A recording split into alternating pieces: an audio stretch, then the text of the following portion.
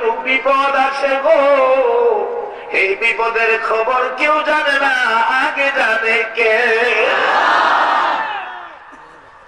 বাবারা মারে চিনো, মারে কষ্ট দিও না, জান্নাতের চেয়েও দামি হলো তোমার মা, জান্নাতের চেয়েও দামি হলো তোমার আমার মা। রাসূল বলেছে মায়ের পায়ের নিচে জান্নাত, জান্নাতের নিচে মা বলে নাই, মার পায়ের নিচে জান্নাত।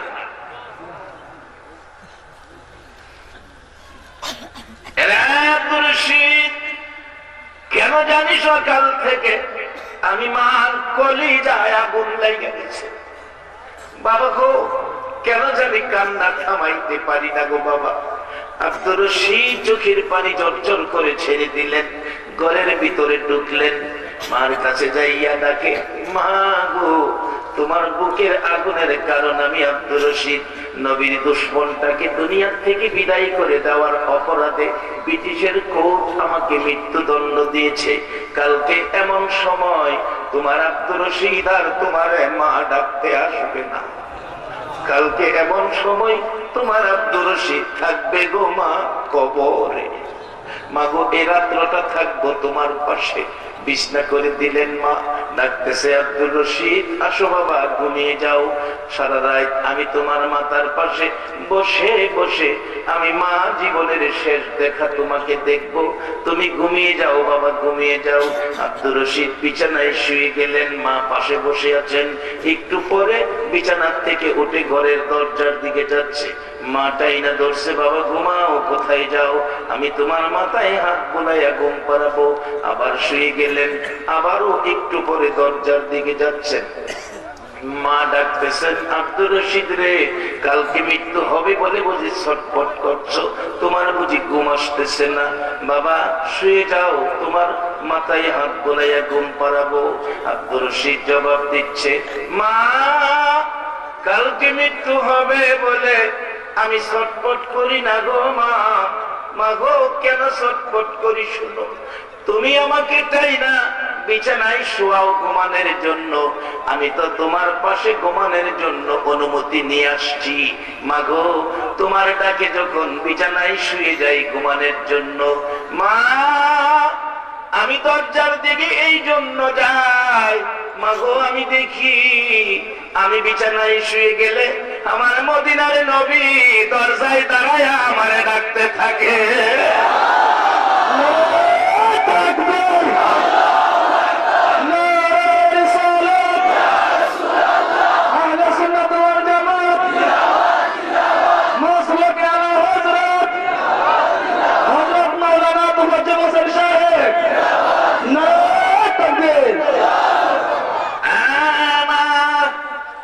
আমার মদিনার নবী ঘরের দরজায় দাঁড়ায় আমারে ডাকে, আব্দুর রশিদ রে, এই বিছানায় ঘুমাইস না, আমি রাসূলের জন্য জীবন দিলি, আমি রাসূল মদিনার থেকে এসেছি তোকে নেওয়ার জন্য রে আব্দুর রশিদ, এই বিছানায় নয়, আমি রাসূলের পাশের বিছানায় ঘুমাবি। বাবারা, সেই মুসলমান আমরা, সত্য কথা বলবো, জীবন যাইতে পারে, মিথ্যা কথা বলতে মুসলমান পারে না। একবার বলুন আল্লাহু আকবার। তাই বলেছিলাম, সত্যের আওয়াজটা গর্জিয়াস হতে হবে, কারণ মুসলমান সত্য কথা বলবে, এটাই মুসলমানদের আদর্শ। একবার বলুন না আলহামদুলিল্লাহ। বাবা বিছানার ব্যবস্থা করতে পারলে দাও, লোকেরা বসো একটা রাত্র আল মদিনা মসজিদের পক্ষে, মদিনার ভালোবাসাই দেখ, এই রাত্রটা যদি কবুল হয় আব্দুর রশিদের মতো আমার নবীর দিদার নসিব হয়ে যেতে পারে। মহব্বতে আরো দরুদ শরীফ পড়ুন, আল্লাহুম্মা সাল্লি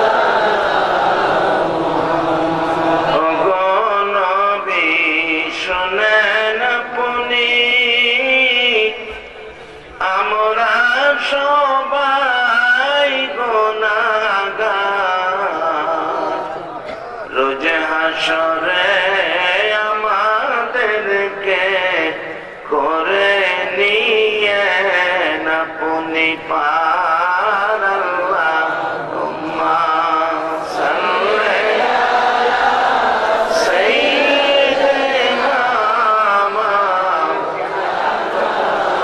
মুহাম্মদ ওয়া আলা আলি সাইয়্যিদিনা মাওলানা বালাগাল উলা বিজামালিহি কাশাফাত তুজা বিজামালিহি হাসনাত জামিউ খিসালিহি সাল্লু আলাইহি। সম্মানিত মুসলিম জনতা, আমাদের 2 নং বুলুবীর সম্মানিত চেয়ারম্যান সাহেব আমাদের কাছে এসে পৌঁছে গেছেন। সম্মানিত চেয়ারম্যান সাহেবকে ওয়াজ পরিচালনার কমিটির পক্ষ থেকে, পশ্চিম উলিয়ারপুর এলাকাবাসীর পক্ষ থেকে আসন গ্রহণ করার জন্য সবিনয় আহ্বান জানাচ্ছি। সবাই বলুন মারহাবা।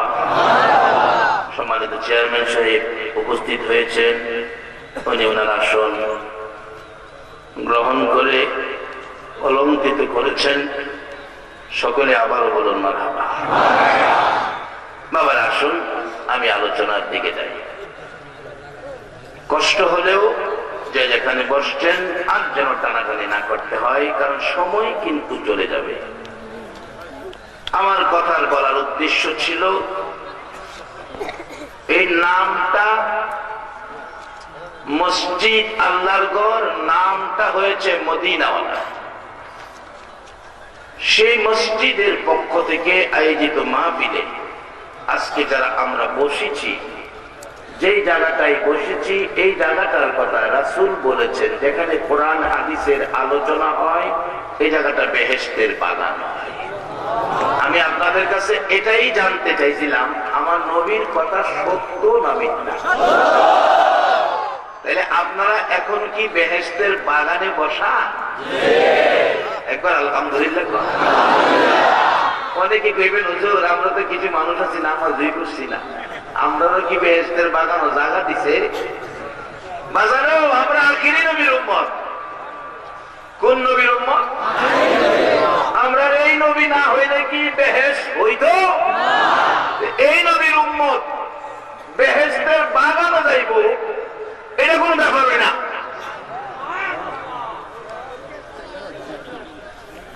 নামাজ এনে নাই, কালিমাটা আছে না? হাদিস শরীফে রাসূল বলেছেন, মান ক্বালা লা ইলাহা ইল্লাল্লাহু ফাদাখালাল জান্নাহ। এই কালিমা যারা পড়েছে তারা বেহেশতে প্রবেশ করবে।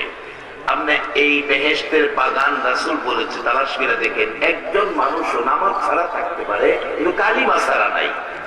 ঠিক কিনা? কালিমা ছাড়া নাই।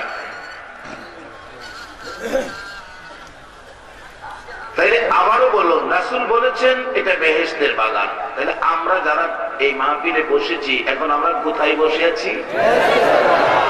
কবির হুজুর, এত সহজে বেহেশতের বাগানে গেলাম। বাগানো এই সহজে বেহেশতের বাগান আখিরি নবীর উম্মতে পায়, অন্য নবীর উম্মতে পায় না। শুধু বেহেশতের বাগান না তো, আমরা আদম আলাইহিস সালাম থেকে শুরু করে ঈসা আলাইহিস সালাম পর্যন্ত সকল নবী রাসূলের জীবনী এবং উম্মতের জীবনী খুলুন। কোন নবী এবং কোন নবীর উম্মতের জন্য বেহেশতের দরজা খোলা থাকে না। আলেম ওলামা আছেন, প্রিন্সিপাল সাহেব আছেন, কোন নবীর উম্মতের জন্য বেহেশতের দরজা খোলা থাকে না। আমরা যারা আখিরি নবীর উম্মত, প্রত্যেক বৎসরের মধ্যে একটা মাস বেহেশতের দরজা পুরা মাস। আচ্ছা, বলতে পারবেন এই মাসটা কোনটা? একবার বলুন আল্লাহু আকবার। এই ওয়াজটা কি সত্য না মিথ্যা? আপনাদের জন্য বলবেন হুজুর কই কি? আমরা আজকে অনেকে নামাজও পড়ছি না, বেহেশতের বাগানে জায়গা দিল, আবার কোন নবীর উম্মতের জন্য বেহেশতের দরজা খুলে না। আমরা লাগিয়া 1 মাস বেহেশতের দরজা খুলে রাখে, তা তো আমরা ভাগ্যটা তো ভালো দেখা যায়। কি কন ভাগ্যটা কি? শুধু 1 মাস বেহেশতের দরজা খোলা থাকে এটা শেষ না। আমার নবী মেরাজের সফরে 4th আকাশে ইদ্রিস নবীর সাথে দেখা। ইদ্রিস আলাইহিস সালামকে নবী প্রশ্ন করেছিলেন, ইদ্রিস তুমি তো সশরীরে বেহেশতে গেছো, বেহেশতের নাজ নিয়ামত খাইছো, হুরবালা দেখছো, কত কিছু দেখছো, কত কিছু খাইছো, কেমন খাইছো, কেমন দেখছো, কত দেখি। ইদ্রিস আলাইহিস সালাম কয়, ইয়া রাসূলুল্লাহ, কইছেন ঠিক আছে, আমি বেহেশতের বারিন্দাত বইয়া পানি খাইছি, আমি পানির লেগে আইছিলাম। এটা কারণ আছে, পানির লেগে কেন গেছে, লম্বা ঘটনা আমি ছোট করে বলছি, আলোচনার সামনে অনেক। পানি খেয়েছি, বেহেশতের ভিতরে যাইবার লেগে দরজায় ধাক্কা দিছি, দরজা খুলেন, দরজা খুলেন। বেহেশতের ভিতর থেকে কে কে? আমি বললাম আমি আল্লাহর নবী ইদ্রিস। ইদ্রিস আলাইহিস সালাম দরজা খুলেন, বেহেশতের ভিতর থেকে আমাদের কয় উপরে তাকান, উপরে তাকান। আমি উপরে তাকাইছি, উপরে তাকায় দেখি বড় বড় অক্ষরে সুন্দর করে লেখা রাখছে, লেখা রাখছে। অনেক সময় দেখেন আপনার যেগুলি sitting service, Moulvibazar to Dhaka, Sreemangal east office দেয়, টিকিট দেয় না বাসের, বাস বাস টিকিট দেয়। কিন্তু এই যে এই মৌলভীবাজারতে এক ভদ্রলোক ধনী মানুষ, একবারে জামা কাপড় হাই ফাই, এরকম হাই ফাই জামা কাপড় পইরা এই সিটে যাইছে, তার পাশের সিটে পড়ছে এই শ্রীমঙ্গলের এক ভদ্রলোক। উনি আবার একটু দুর্বল গরিব মানুষ, জামা কাপড় তেমন একটা সুবিধা না। উনি সিরিয়ালে ওনার পাশে বইছে, কিন্তু ওই ভদ্রলোকের পছন্দ হইতেছে না এই লোকটা। অন সিট নাম্বার টাকা তো একই, তো উড়াইয়া দিতেও পারে না। অবশেষে একটু যন্ত্রণা শুরু করছে, কি সিগারেট ধরাইয়া দোয়াটারে আপনার মুখটা বাঁকা কেরায় এই ভদ্রলোকের দিকে মারাইছে। এই ভদ্রলোক বলছে, ভাইজান আমি সিগারেট খাই না, আমার দিকে দোয়াটা দিয়ে না, আমার কষ্ট হয়। আবার মারছে, জানালা খোলা আছে বাহিরে মারেন, আমার দিকে মারেন কেন? সিগারেট খাই না, আমার কষ্ট হয়। ওই ভদ্রলোক কথা বলবেন না। এটা দেখেন বাসের সাইডে লেখা আছে, আপনার অভিযোগ ড্রাইভারকে বলেন, আপনার অভিযোগ ড্রাইভারকে বলেন। এখন এই কথা কইতে কইতে তো প্যাসেঞ্জার শ্রীমঙ্গল থেকে লইয়া গাড়ি তো টানুই মারছে, পুরা স্পিডে গাড়ি। অপরক হইয়া প্যাসেঞ্জার ড্রাইভারের পাশে গিয়ে ডাকছে, ড্রাইভার সাহেব, ড্রাইভার সাহেব, ড্রাইভার সাহেব, ড্রাইভার সাহেব কোকিছে, আমার একটা অভিযোগ। কয়া কথা বলবেন না, কয় আমার অভিযোগ, কনা কথা বলবেন না। আরে বাবা আমার অভিযোগ শুনবেন না, ও অভিযোগ শুনবো মিয়া, দেখেন সামনে তাকান, সামনে তাকান। সামনে দেখছি লেখা রাখছে, চলন্ত অবস্থায় ড্রাইভারের সাথে কথা বলা নিষেধ। বেচারা আর বিচার খাইল না, এনেই বইল। এই বেচারাও দাওয়াইয়া উড়াই তাল। ইদ্রিস আলাইহিস সালাম বলেন, ইয়া রাসূলুল্লাহ আমি ধাক্কাইলাম, ভিতর থেকে উপরে তাকান। হুজুর উপরে তাকায়া দেখি লেখা, আখিরি নবী উম্মত নিয়ে না আসা পর্যন্ত কারো জন্য জান্নাতের দরজা খোলা হবে না। হুজুর ইদ্রিস নবী না হইয়া আখিরি নবীর উম্মত হইয়া যদি যাইতাম গো নবী, তাহলে বুঝি জান্নাতের দরজা খুইলা দিত। নবীজির গোলামের, নবীজির গোলামের কোনো চিন্তা নাই। চলো নবীজির জান্নাতে মদিনাতে যাই, চলো নবীজির জান্নাতে মদিনাতে যাই। কে কে যাবে মদিনায়, মদিনাতে কান্দে নবী উম্মতের মায়া। কে কে যাবে মদিনায়, মদিনাতে কান্দে নবী উম্মতের মায়া।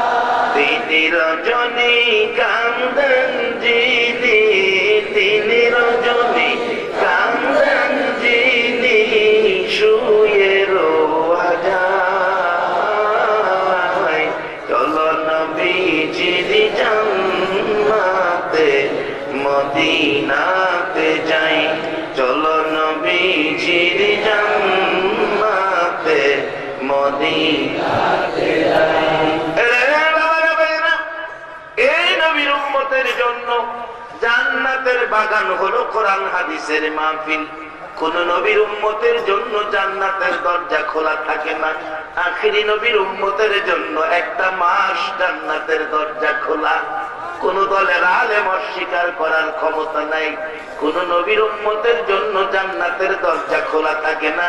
শুধু আপনাদের মতো আখিরি নবীর উম্মতের জন্য রমজান মাসটা জান্নাতের দরজা খোলা থাকে।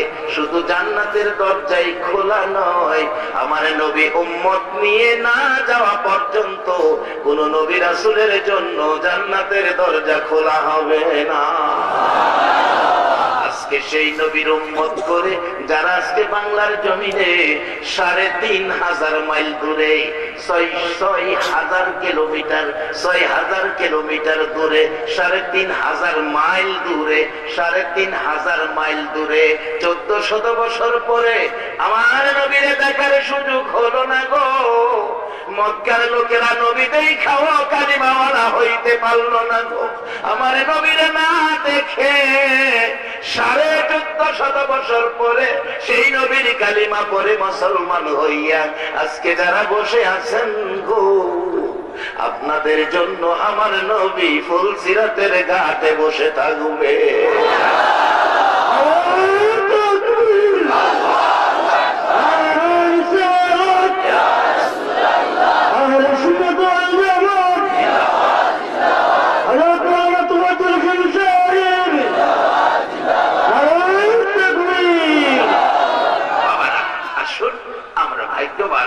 আজকে যারা মাহফিলে বসে আছি, মাহফিলটা মসজিদের উদ্যোগে। বলুন মসজিদ কার ঘর? আবার বলুন। এবার নন আগে আল্লাহরে চিনি। এত বড় আকাশটা খুঁটিবিহীন কে ঝুলাইয়া রাখলেন? এমন কোন শক্তি পৃথিবীতে আছে খুঁটিবিহীন এমন একটা আকাশ ঝুলাইয়া রাখতো?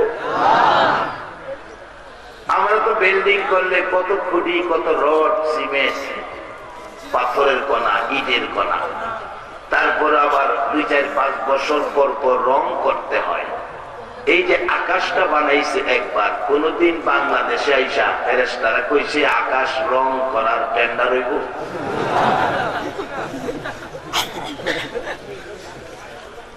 একবার যে রং কইরা দিছে, এই রং কিয়ামত পর্যন্ত চলবে। এবার আসুন, মাছ কত প্রকার বানাইছে, এটা কার লাগে বানাইছে? আল্লাহ খাইতো না বান্দা খাইতো? একটা মাছ বানাইবার ক্ষমতা কি আমরা আছে? রাখলাম মাছ। এবার আসুন ফল ফলাদি, কত জাতের ফল ফলাদি আমাদের বাংলাদেশে। আল্লাহ কয় বাংলাদেশের ফল খায়া তোমার তৃপ্তি আসে না, তোমার জন্য বিদেশ থেকে ফল ব্যবস্থা করে দিছি। যেমন মালটা, আজ থেকে ৪০ বছর আগে মালটা নামের ফল বাংলাদেশের মানুষ চিনত? আল্লাহ কয় সব ব্যবস্থা করতেছি। দেখেন আঙ্গুর নাম শুনছি শুরু সময়, খামদুরের কথা দেখছিও না, আর এখন আঙ্গুর শুধু খাটো বাজারেই পাওয়া যায়। কি খাবে? আল্লাহ কয় খা, সাদাটা ভালো লাগে না, কালাটা খা। কালাটা ভালো লাগে না, আরেকটা আছে না লাল, লালটা খা। আচ্ছা, এইভাবে সিস্টেম করে আমরা সুখ শান্তির জন্য এই ফায়সালাতে করলেন। বলুন এই মালিকটা কে? এই মালিকটার চিনা আমরা দরকার আছে নেই? কবি বলেছেন আল্লাহর কথা, যখন তোমার কেউ ছিল না তখন ছিলাম আমি। এই কথা কে বলতেছে? আল্লাহ।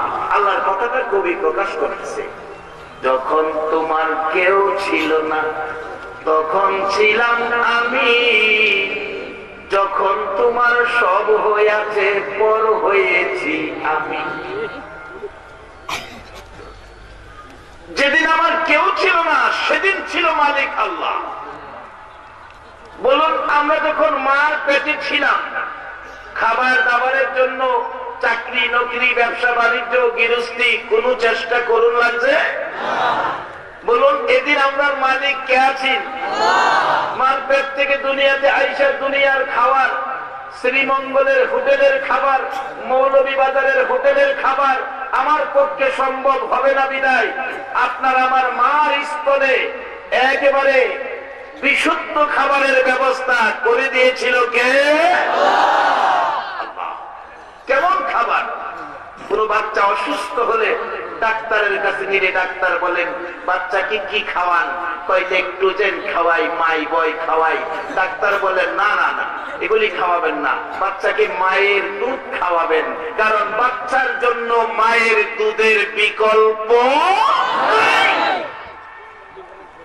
আমার আল্লাহ বলেন পৃথিবীর মানুষ চিনলে না মানে শুন ডাক্তার কি কয়, এমন বাজেট আমি দিয়েছি রে বান্দা যার বিকল্প পৃথিবীতে নাই। পৃথিবীতে নাই এমন জিনিসটা যিনি দিলেন, বলুন এই মালিকটাকে। এই মালিককে খুশি করা বলুন আমাদের দরকার আছে কিনা? বাবারা, এই মালিক খুশি করবেন কিভাবে? আসুন বাস্তবে যাই, বাস্তবে যাই। মালিক খুশি করতে গেলে থাকতে হবে আমার নবীর প্রেম, নবীর ভালোবাসা, তাহলে মালিক খুশি করা সহজ। আরো থাকতে হবে আমাদের মধ্যে দান খয়রাত, তাহলে মালিক খুশি হবে। যার বাস্তব খাতুনে জান্নাত ফাতেমাতুজ জাহরার জীবনী খুলুন। মা ফাতেমার ঘরে 3 দিন হলো গো চুলায় আগুন জ্বলে না। 3 দিন হলো মা ফাতেমার চুলায় আগুন জ্বলে না। হাসাইন হুসাইন ছোট বাচ্চা গলা কাটা মুরগির মতো লাফাইয়া লাফাইছে। মা ফাতেমা 3 দিন হলো চুলায় আগুন জ্বলে না। এদিকে আসছে মেহমান, এদিকে আসছে বাড়িতে মেহমান। মেহমানদারি করাও তো সুন্নাতে রাসূল, মেহমানদারি করা তো সুন্নাতে রাসূল। ডাকতেছে খাতুনে জান্নাত ফাতেমাতুজ জাহরা তার স্বামীকে লক্ষ্য করে, স্বামী গো, ও স্বামী, হযরত আলী শেরে খোদা এদিকে আসো। আমার ওড়নাটা, ফাতেমা বলছেন আমার ওড়নাটা বাজারে বিক্রি করে, ওড়নাটা বাজারে বিক্রি করে বাজার করে নিয়ে আসো, কারণ বাড়িতে মেহমান, মেহমানদারি করা সুন্নাত। আমার বাবা বলেছে মেহমানদারি করা সুন্নাত, মেহমানদারি করব। হযরত আলী রাদিয়াল্লাহু তাআলা আনহুর জীবনী। বাজারে গেলেন, লম্বা ঘটনা ছোট করে বলছি। বিক্রি করবেন ফাতেমার ওড়না। দাম কত? দাম কত? 6 দিরহাম। আমাদের টাকা বুঝাই 6 টাকা। 6 টাকা বিক্রি করে বাজার করবেন। এমন সময় এক ভিক্ষুক এসে হাত বাড়াইলেন, আলী, আলী রে, আল্লাহর রাস্তে আমাকে কিছু দে, আমার চুলায় আগুন জ্বলে না রে আলী, আমাকে কিছু দে। হযরত আলী বলেন আল্লাহর রাস্তে যদি কেউ হাত বাড়ায় এ হাত খালি দেওয়া যায় না, কিন্তু আমার যে বাড়িতে মেহমান কি করব? কিতাবে শুনেছি রাসূল বলেছে কেউ যদি আল্লাহর রাস্তে হাত বাড়াইলে এ হাতে যদি 1 দেয়, 1-এর বিনিময় আমার আল্লাহ তাকে 10 দিবেন, 1-এর বিনিময় তাকে 10 দিবেন। আমার কাছে আছে 6 টাকা, 6 টাকা করুণা বিক্রি করেছি, তাহলে আল্লাহর ওয়াদা হলো 1-এর বিনিময় 10 দিবেন। আর আল্লাহর মালিক, আল্লাহর হুকুম, আল্লাহর বিধান মাইনা হযরত আলী 6 টাকা ভিক্ষুককে দান করে দিছে। ওখানে হাত খালি, বাড়ির মেহমান। আমরা হইলে ভিক্ষুক কিলে না, সুযোগ সময় হাসনা। 3 দিন চুলায় আগুন জ্বলে না, বাড়িতে মেহমান। ফাতেমার ওড়না বিক্রি করছি, বাজার করুন, তুই এইসব আমার কাছে হাত পাতি। কিন্তু তারা জানে আমার আল্লাহর কথা সত্য না মিথ্যা। মাগো মেয়ে লোকেরা, তোমাদের দিকটা গুরুত্ব বেশি। হযরত রাবিয়া বসরির জীবনী, ওনার 3 দিন পেটে খাবার নাই। বহু কষ্ট করে 2টা রুটি জোগাড় করলেন। এক পাগলা এসে ডাকছে, মাগো ঘরে কে আছো? আমি তো 7 দিন যাবত খাই না। রাবিয়া কয় আমি খাই না 3 দিন, পাগলা খায় না 7 দিন। আর যা করছে খোদা 7 দিনের ক্ষুধার্ত তাকেই দিয়া দেয় 2 রুটি দিয়া। কয় আল্লাহ তুমি না কইছো একটা দিলে 10টা দিবা, আমি রাবিয়া 2টা দিছি, হিসাবে আমি 20টা পায়া। একবার আল্লাহু আকবার বলুন। আমরা তো 10 টাকা দিতে চাই না, 10 টাকাও যদি দেই ভিক্ষুকের 3টা ধমক মারি, কামাই করে রাখছি তোরার লেগা সারা বিকাশটা টাকা দিতে দিতে করে বিরক্ত হয়ে গেছি। আরে কার টাকা দিবেন? আল্লাহ আপনারে দিছে যে কেড়ে দিতেছেন। আল্লাহ যদি না দিত দিতেন করতে। যদি আল্লাহ আপনারে ভিক্ষুকের মতো বানাইতো তাহলে বুঝতেন না ভিক্ষা করলে কি মন লাগে। ভিক্ষুক আইলে নিজের প্রশ্ন করেন, তুই যদি ভিক্ষুক হইতে তাহলে কেমন লাগতো? আমি দেখছি বাস স্ট্যান্ডে একটা ভিক্ষুক, এটা একটা পাও সমস্যা, খুশি মনে হাসি দিয়া দোকানদারের কাছে হাত পাতে, আমার আল্লাহর রাস্তে দিবেন? যদি কই মাফ করো, মনটা কষ্ট করে দরজার থেকে ফিরে আসে। বাবা ভিক্ষুকের হাত কোনদিন খালি দিয়েন না। যদি না পারেন, টাকা না থাকে, তাকে একটা কথা দিয়া হইলেও সান্ত্বনা দিয়েন, বাবা তোমাকে দেওয়া দরকার ছিল, আমার কাছে নাই, অন্যদিন তোমাকে দেব। তাহলে কথা দিয়া হইলেও সান্ত্বনা দিবেন, আল্লাহ খুশি হবে। অবশেষে রাবিয়া কয় 2টা দিছি, তোমার ওয়াদা সত্য, আমারে 20টা দিবা। খাইলাম এলে 2টা, এখন পাবো 20টা। মহিলার একিন ইমান কত মজবুত! রাবিয়ার জীবনী বৈশা রয়েছে, 20টা পাইব। কিছুক্ষণ পর পার্শ্ববর্তী বাড়ির বড় লোক, এই বাড়ির মহিলা 20 রুটি বানাইয়া কাজের মেয়ে দিয়া পাঠাইছে। রাবিয়া বলে খায় না, 3 দিন হয়েছে, এই 20টা রুটি দিয়াও, 2-3 দিন খাইতে পারবো। রুটি দিয়ে আইতেছে কাজের মেয়ে, একটা 2টা রুটি, 20টা রুটি খাইব। এই চিন্তা করে কাজের মেয়ে 2টা রুটি এই কোমরের মধ্যে গুঞ্জা দিয়ে রাখছে, দিয়ে 18টা নিয়ে দিছে। আপনি বলে 3 দিন ধরে খাইন না, আমরা খালাম মা, আপনারা রুটি দিছে। রাবিয়া কয় রাখ, গইন্ডা লই, আল্লাহর কথা সত্য, এটা আমারে দিছে না অন্য কারো দিছে বুঝা লই।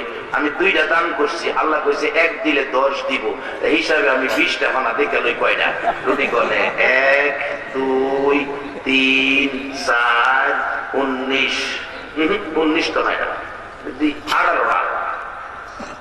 এই মেয়ে রুটি দিয়ে 18টা। আল্লাহ তো কইছে একটা দিলে 10টা দিব, তাইলে 2টা দিছি, কয়টা? কয়টা পাইবো? আল্লাহর কথা সত্য না মিথ্যা? একবার আল্লাহু আকবার বলো। জানো আল্লাহ সবকিছু আমাদের জন্য সিস্টেম করে রাখছে, আমরা নিতাম পারতাছি না, তো নিতাম পারতাছি না। আল্লাহ কোরআনে বলছে, ওয়াইজা সাআলাকা ইবাদি আন্নী ফাইন্নী করিব। নবী গো আপনি বলে দেন আমার বান্দারা আমারে তালাশ করে আমার কথা জিগায়, আমি তো তাদের নিকটে আছি, শুধু নিকটে থাকি না, আমি জিগাই। উজিবু দাওয়াতা দাঈ ইযা দান, তোমাদের কোনো দাবি দাওয়া চাওয়া পাওয়া আমার কাছে আছে কিনা? যদি থাকে আল্লাহ কি কয়, ফালিয়াস্তাজিবু লি ওয়া লিয়ুমিনু বি লাআল্লাহুম ইয়ারশুদুন, আমি তোমাদের সব দাবি দাওয়া পরিশোধ করে দিব। আপনাদের সাথে কইতেছে আমরা সব দাবি দাওয়া পরিশোধ করবো। রাবিয়া কয় মানি না। এই বেটি, এই তোর রুটি তুই রয়ে যা, আমার হইলে 20টা হইলে, আমার হইলে 18টা হইতো না। আমার আল্লাহর কথা মিথ্যা না, আল্লাহর কথা সত্য। এবার বাড়িতে বাইরে গিয়ে গাড়ি পাওয়া রে বাবা, বেডির এত বড় ফেট, 20 রুটি লাগে, 2 রুটি বাইরে কিনে আবার এই রুটির ভিতরে ঢুকাইছে। দুহাই নেন, এত রুটি ওই লাগে, 20 রুটি খাউন লাগে, 18টা হয় না তো মাগো, 18টা খাইবার লাগে না। আমার আল্লাহর কথা যে সত্য, একদিনে যে আল্লাহ 10 দেয়, এটা প্রমাণের জন্য কইছি। 20টা আমি খাইতাম না, আমি আল্লাহর কথা সত্য প্রমাণ করার জন্য। এবার গনেন, এবার গনতেছে 15 16 17 18 19 20। এবার ঠিক আছে। লোকেরা রাবিয়া অত তোমার মতো নয় একজন মহিলা গোমা, তবে রাবিয়ার চরিত্রে ভেজাল ছিল না, আমরার মধ্যে ভেজাল। রাবিয়া বেপর্দা চলতো না, আমরা বেপর্দা। রাবিয়া স্বামীকে কষ্ট দিত না, মিথ্যা কথা বলতো না, কিন্তু আমরা মিথ্যা কথা কই। মহিলারা স্বামীর সাথে বেয়াদবি করে, আর করতোই না কেন? স্বামী চাকরি করে 2য় গ্রেডে, স্ত্রী চাকরি করে নাম্বার 1 গ্রেডে। স্ত্রী স্বামীরে কয় রান্না বাড়া হয়েছে, রান্না বাড়া হয়েছে মানে রান্না বাড়া কি আমি করুম না তুমি করবা? আমি করুম কি লিগা? কই আমি করুম কি লিগা? আমি ডিউটির থেকে আইছি, মহিলাদের দায়িত্ব রান্না বাড়া। তুমি যেমন ডিউটির চাইছো আমিও তো ডিউটির চাইছি। এর চেয়ে বলা আল্লাহ দিলা মুড়ি খাইয়া ঘুমায়। আচ্ছা, এর মধ্যে স্বামী স্ত্রীর মহব্বত সুখ হইল না দুঃখ হইল? মন্ডাবীরা খাওয়ানোর সুযোগ পাইল না। খালি মহিলারা দোষ দিয়েন না, মহিলারা একটু সুযোগ দিয়েন। এই বেচারির চাকরি করে পয়সাও খাইতে চাইবেন, এই বেচারির হাতের ফাঁকও খাইতে চাইবেন, অত আশা করেন না। যারা চাকরি করে এরা রান্না বাড়া করবো কেমনে, এরা কত কষ্টই। তবে এই তুলনায় আমরা বাংলাদেশ ভালো আছি। পৃথিবীর বিভিন্ন দেশে যাইয়া দেখেন, আমরা বাংলাদেশের মতো এত আরামে নাই। আপনাদের এলাকার মানুষ লন্ডন থাকে, আছে না লন্ডনে? কিন্তু আমরা তো একজনে কামাই করে 10 জনে পয়সা খায়। কিন্তু লন্ডন গিয়া দেখেন কাম না করলে ভাত নাই। ঠিক নিও কামও ডিউটি 8 ঘন্টা না, কয় ঘন্টা ডিউটি করুন লাগে? 12 ঘন্টা। মালদ্বীপ গেলাম মাহফিলে, মালদ্বীপ 12 ঘন্টা ডিউটি, রান্নার সুযোগ নাই, হোটেলতে খায় ঘুমায় থাকে। মালয়েশিয়া গেলাম মাহফিলে, 12 ঘন্টা ডিউটি, রান্না করার সুযোগ নাই, হোটেলতে খাইয়া ঘুমায় থাকে। কোন কোন ফ্যামিলি আছে স্বামীর সাথে স্ত্রীর দেখা হয় না, স্ত্রীর সাথে স্বামীর দেখা হয় না ছুটির দিন ছাড়া। বাবা মারে একসাথে ছেলে মেয়ে দেখে না ছুটির দিন ছাড়া। বাবা কই মা কই ছেলেরা কই থাকতো না। এই তুলনায় আমরা বাংলাদেশের মানুষ অনেক শান্তিতে আছি, কি বলেন ঠিক কিনা? প্রশ্ন আসবে, হুজুর আমরা শান্তির কারণ কি? কারণটা কই? একটু লম্বা হয়ে যেতেছে, কষ্ট হইব। কারণ হইল এই দেশের প্রতি, বাংলাদেশ পূর্বাঞ্চল, পৃথিবীর পূর্বাঞ্চলের প্রতি নবীর একটা সুনজর আছে। নবী বলেছেন মধ্যপ্রাচ্যে সকল নবী রাসূলের জন্ম, পূর্বাঞ্চলে কোন নবী রাসূল নাই, পশ্চিমাঞ্চলে নবী রাসূল নাই, কাজেই মধ্যাঞ্চলে সব নবী রাসূল। পূর্বাঞ্চলে ইসলামের কাজ করবেন আল্লাহ ওয়ালারা, আল্লাহর ওলিরা। রাসূল বলেন আমার নাকে পূর্বাঞ্চল থেকে আল্লাহ ওয়ালাদের ঘেরান আমার নাকের মধ্যে লাগতেছে। আমার নবী মসজিদে নববীর ছাদের উপর দাঁড়াইয়া আমাদের দিকে নাকটা ঘুরাইয়া নাক মোবারক দিয়ে ঘেরান টানতেন। সাহাবায়ে কেরাম আরজ করতেন, ইয়া রাসূলুল্লাহ কিসের ঘেরান নিচ্ছেন? পূর্বাঞ্চলে আমার আল্লাহর ওলিদের ঘেরান আমার নাকে লাগতেছে, তাই আমি সেই দিকে তাকিয়ে আছি। সাহাবায়ে কেরাম বলতেন, ইয়া রাসূলুল্লাহ যেই দিকে রাসূল ঘেরান নেই, আমাদের জন্মটা যদি সেই দিকে হতো।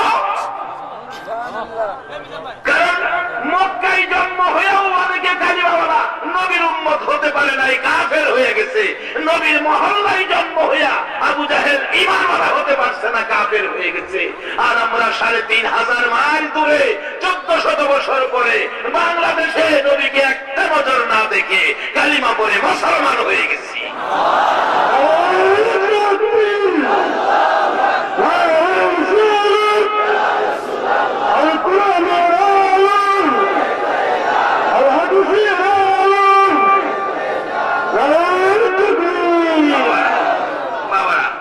পাবো আমরা, বাজেট আমরা একটা দিলে 10টা, এটা আল্লাহর ওয়াদা। আমরা আখিরি নবীর উম্মত, অন্য নবীর উম্মত আবার একটা দিলে 10টা পায় না। আবার কোন কোন জায়গায় এই নবীর উম্মতের জন্য কোরআন শরীফে ঘোষণা দিয়ে রাখছে বেগইরে হিসাব, বেগইরে হিসাব। হিসাব কিতাব নাই, এই নবীর উম্মতের দেন হিসাব ছাড়া, বেগইরে হিসাব। বেগইরে হিসাব বুঝেন তো? হিসাব ছাড়া বাজে। বলবেন হুজুর আমরা এইভাবে দেয় কেড়ে, এটার কারণটা আমি পাইছি। কারণ আমরা নবীর পরে আর নবী আছে? কোরআনে বলছে নাই ওয়ালাকির রাসূলুল্লাহি ওয়া খাতামান নবী। নবী হাদিসে বলেছে আনা খাতামুন নবী লা নবিয়্যা বাদি। নবীর পরে যখন নবী নাই, তাইলে এই নবীর উম্মতের পরে আর কোন উম্মত নাই। আমরা হইলাম শেষ, শেষ, শেষ। আমরা দেশ যেটার পরে শেষ সন্তান হয় এটারে কয় শেষ কাটাইলা, দুলি তারা আমাদের এলাকার ভাষা, আঞ্চলিক ভাষা। আপনাদের সিলেটে কি কয়? যেটা করে শেষ এটাতে শেষ দ্বারা, মানে ডুলি দ্বারই, মানে এর সর্বশেষ আর নাই। এইটা পেলাম যন্ত্রণা মা বাবারে বেশি করে, ঠিক নেই? আবার আদরের বেলা পেলাম এটাই বেশি ভাই। আরে আমরা গুনাহগার হইতে পারি, যন্ত্রণা বেশি দিতারি, কিন্তু আদরের বেলা পেলাম আমরাই বেশি ভাই। কিভাবে? আমরা তো শেষ। দেখবেন বাবা এই আঙ্গুলদের হাতে জিগায়, চাচা এইটা খুব কইও না, এটা আমার শেষ কাটাইল না, সত্তান্তে ভুলতারি, এটারে ভুলতারি না। আমার নবী বলেন, উম্মতের রে, আমি তো আমার উম্মতের বলতে পারি না, কিন্তু যারা নবীর যুগে ছিল তারাও উম্মত, আজকে যারা বসে আছেন আপনারাও উম্মত। আপনাদের কথা নবী 1400 বছর আগে কি বলেছেন সাহাবায়ে কেরামদের জীবনীর মধ্যে আসছে। সাহাবীরা বলেন, ইয়া রাসূলুল্লাহ, আমরা আপনার সাহাবী, ভাগ্য কত ভালো, নসিব কত ভালো। আমার নবী প্রশ্ন করেন, সাহাবীরা ঠিকই বলেছো, তবে একটা প্রশ্ন তোমাদের কাছে। কি প্রশ্ন? তোমরা কি আমার বন্ধুদেরকে দেখছো? বন্ধুদেরকে দেখছো? সাহাবীরা বলেন, হুজুর আপনার বন্ধু তো আমরা।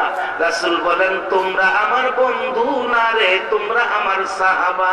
সাহাবা শব্দের অর্থ হলো সঙ্গী, সঙ্গী।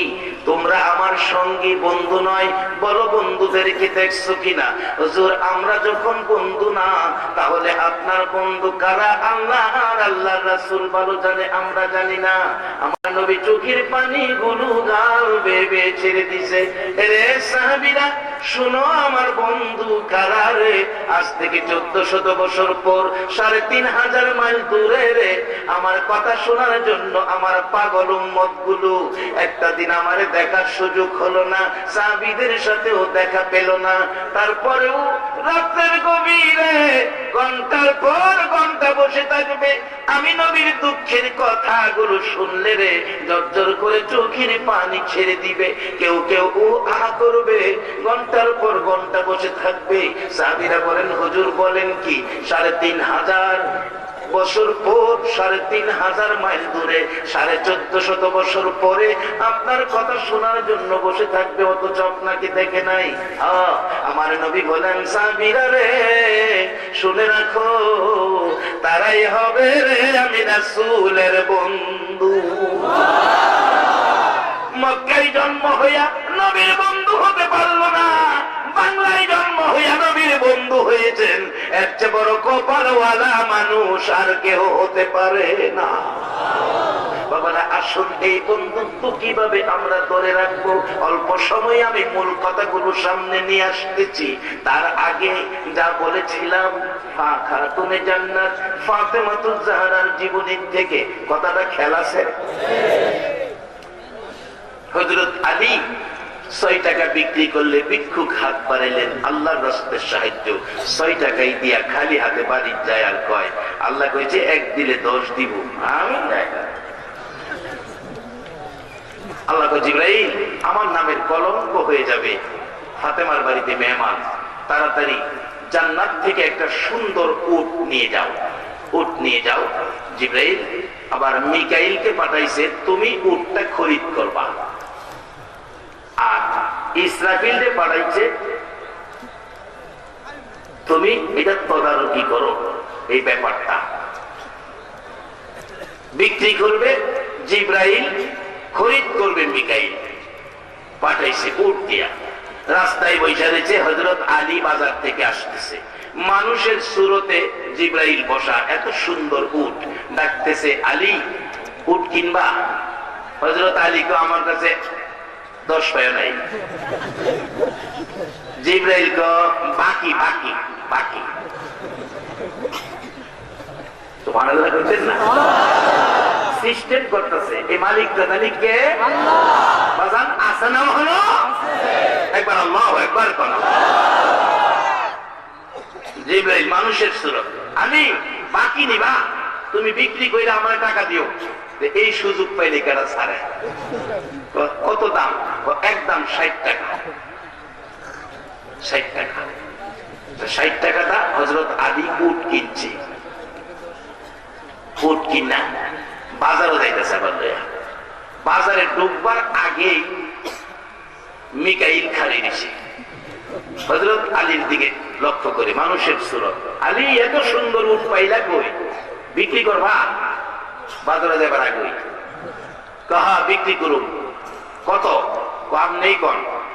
কয় একদম 100 টাকা দেন, দিবা? হযরত আলী কয় কিনছি 60, কইছে 100, থাকে 40। আল্লাহ কইছে 1 টাকা দিলে 10 টাকা দিব। 6 টাকা ভিক্ষুকরে দিছি, 6.60 পাওয়ার কথা। বুঝাই না, বুঝাই না, দাম হইছে না। তাহলে 120 টাকা দেন, দিবা? মিকাইল কইতেছে। হযরত আলী কয় কিনছি 60, 120 বেচতে 60 নিবগা উডলা, আমার থাকে 60, দান করছি 6 টাকা, 6.60। আল্লাহ যা কইছে তা আল্লাহ দিছে, এবার ঠিক আছে। আল্লাহ যা কইছে হিসাব ঠিক আছে, এবার আমি রাজি হইছি, দেন টাকা দেন। মিকাইল 120 টাকা কইনা দিছে, উট দেলাইছে। উটটা কত সুন্দর রে, টাকার অভাবে বিক্রি করলাম না রে, বিক্রি করা মেলে না। এই কথা পেয়ে সুন্দর উটটা দেখার লেগা পিছনে বিরা চাইছে, কার কাছে বিক্রি করছে উটটা তো নিতে জায়গা চাই, দেখা উডও নাই, যাই কিনছে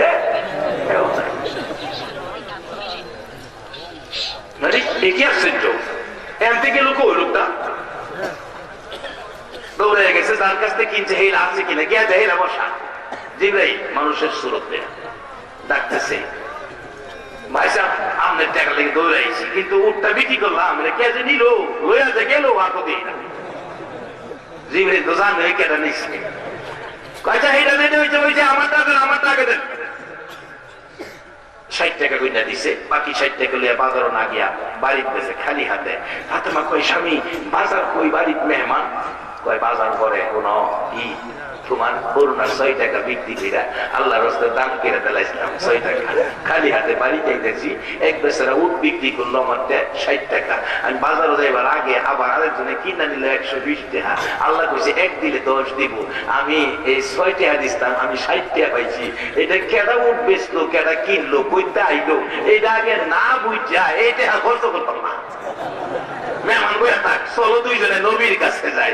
আমার নবীর কাছে যাইবার আগে জিবরাইল আয়া কয়, হুজুর আল্লাহর ওয়াদা আল্লাহ পুরা করছে, আপনি কইয়া দেন উটটা হইল বেহেশতি, এই উটটার মাঝে সোয়ার হইয়া ফাতেমা জান্নাতে যাইবো। এই উট বিক্রি করছে জিবরাইল, খরিদ করছে মিকাইল। 1 টাকা দিয়া 10 টাকা পাওয়ার কথা, 6 টাকা দিয়া 60 টাকা পাওয়ার ব্যবস্থা করে দিছে আমার আল্লাহ। সবাই বলো মারহাবা। এই আল্লাহ আছে দিও না, 1 দিলে কত দেয়? 10। বাবারা ভাইয়েরা শুধু টাকা দেয় এটাই না, সম্মান ইজ্জত দেয়, সম্মানও দেয় ইজ্জতও দেয়। কত সম্মান দেয় বাস্তবে আসেন, কত সম্মান দেয় বাস্তবে আসেন। বাবারা ভাইয়েরা আমার নবী একদিন মসজিদে নববীর বারিন্দায় বসে ডাকছে, সাহাবীরা আজকে দেখতে চাই তোমরা আমাকে কে কত ভালোবাসো, কে কত ভালোবাসো। সবাই দৌড়ায় গেছে বাড়িতে, কেউ টাকা, কেউ পয়সা, কেউ স্বর্ণের অলংকার। মদিনার মহিলারা গলার হার, হাতের হাইবুড়ি, কানের অলংকার খুলে খুলে নবীর সামনে পাঠাইতেছে। সকলেই আনতেছে। জিজ্ঞেস করলেন কি আনছো? হুজুর আমার যা ছিল 4 আনার 1 আনা রাখছি, 3 আনা লয়ে আইছি, 2 আনা লয়ে আইছি, 2 আনা রাখছি। এইভাবে হিসাব দিতেছে। শুধুমাত্র বাকি কিতাব লেখে আবু বকর সিদ্দিক। ডাকতেছে তোমরা দাঁড়াও, আমার আবু বকর এখনো আসে নাই।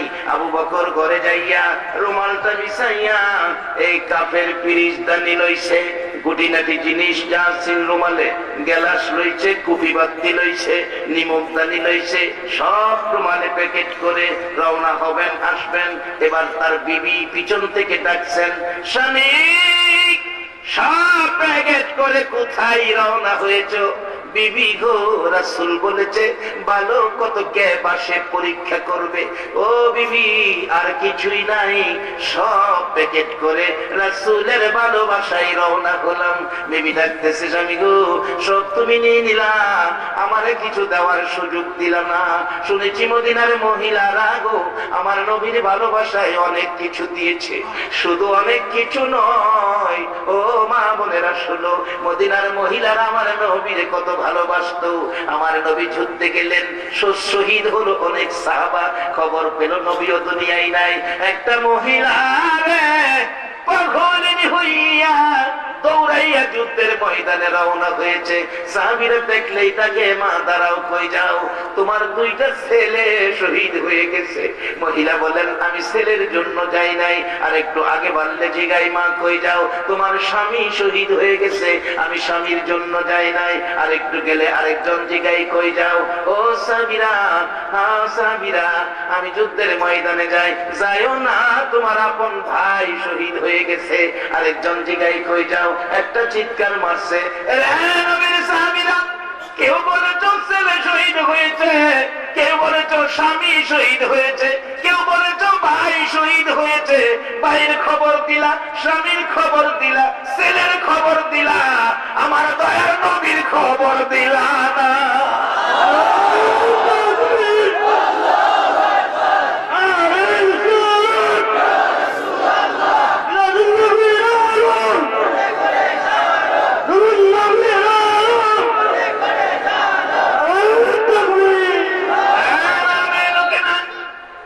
ছেলের মায়া নাই, স্বামীর মায়া নাই, ভাইয়ের মায়া নাই, আবার রাসূলের মায়ায় দৌড়ায়। ও মদিনার মহিলারা জীবন ধন্য করেছে আমার নবী পাইয়া। শুধু তাই নয়, টাকা পয়সা নয়, শুধু সন্তানাদি নয়, স্বামী নয়, ভাই নয়। একটা মহিলা 6 মাসের বাচ্চা কুলে রাসূল যুদ্ধে যাচ্ছে, মহিলারা যুদ্ধে যাওয়া নিষেধ হয়ে গেছে। বাচ্চাটা নিয়ে সামনে দাঁড়াইছে, হুজুর যুদ্ধে যাবেন, আমার এই 6 মাসের বাচ্চাটা যুদ্ধে নিয়ে যান। রাসূল বলেন, এই বাচ্চা তো যুদ্ধ করতে পারবে না। ডাকতেছে মহিলা, হুজুর আমিও জানি পারবে না, তাহলে বাচ্চা নিলে কি লাভ হবে? মহিলাটা কান্দে গো, বিনাইয়া বিনাইয়া, সহ্য হয় না গো, এই সুন্দর চেহারাই নি কেউ আঘাত করে। হুজুর আমার নবীর চেহারার আঘাত আমি সইতে পারবো না। হুজুর আমার তো যাওয়া আর কেউ নাই, আমার ছেলেটা কোলে করে নিয়ে যান। হুজুর কেউ যদি আপনার সুন্দর চেহারায় তীর মারে, বললাম মারে গো, আপনার গায়ে লাগার আগে আমার ছেলেটারে তীরের সামনে তুলে ধরে রাখবে। তীর আঘাত খাইয়া আমার ছেলেটা মরে যাবে, আমার দুঃখ নাই, আমার রাসূলের গায়ে যেন না লাগে। এই পাগল মদিনার মহিলারা ছিল গো মা, এর বিনিময় কি পেয়েছে আসুন সামনে। বলতেছিলাম আবু বকর সিদ্দিকের বিবি ডাকতেছেন, স্বামী দাঁড়াও, স্বামী দাঁড়াও, দাঁড়াও গো স্বামী, একেবারে খালি হাতে দিব না। শুনেছি মদিনার মহিলারা গলার হার, হাতের অলংকার, কানের অলংকার খুলে খুলে নবীর জন্য দিয়েছে, আমি খালি দিব না। কি দিবে রে বিবি, করে কিছুই নাই। এবার আবু বকর বলেন, আমি দাঁড়িয়ে গেলাম, আমি দেখি আমার বিবি বিছানার থেকে খেজুর পাতার চাটিতে ধরে টানতেছে।